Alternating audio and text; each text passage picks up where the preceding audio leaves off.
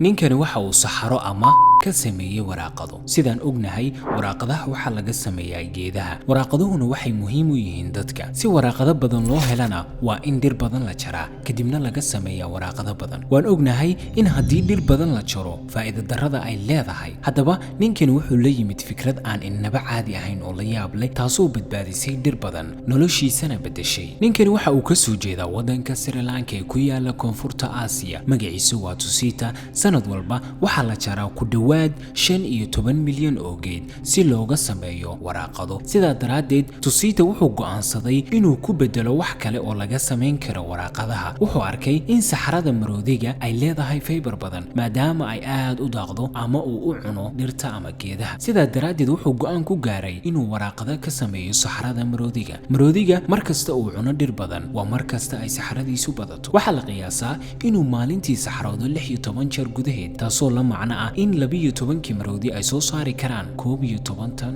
oo saxara haddaba sidee ayuu uga sameeyaa waxa la soo ururiyaa saxarada kadibna waa la isku daraa waxana la dhigaa qoraxda si ay u qalasho dabadeedna waa la kulayliyaa oo dab ayaa la saaraa ilaa heer gaaraya 200 digrii kadibna waa la isku qasaa oo la kala bixiyaa oo haddana la qalajiyaa oo laga dhigaa mid ithmuud ah kadibna waa la jarjaraa oo la warshadeeyaa sidaa ayuuna uga dhigaa waraaq nadiif oo adag waxa isweydiinaysaa oo maysan ka soo urayn saxaradu laakiin kama soo urayaan wax ur saxara ah isagoo isticmaalaya saxarada maroodiga ayuu soo saaray waraaqadaha i4ta tiro gaaraysa 50 milyan oo waraaqadood hal sano gudaheeda fikradan ayaa ah fikrad aad u qurux badan oo isagana siisay kambanigiisa gaarka kaliyaata waxa uu ku shaqo bilaabay 7 qof maantana waxa uu shaqeeyay 8 qof waxaana u jooga 16 maroodi oo kaliya wuxuu soo saari karaa intuu doono oo waraaqada ah fikradan ayaa isaga ka dhigtay mid la kambanigiisa gaarka shaqana siisay 8 qof oo dad ah oo la dhibaatoonaya shaqo la'aan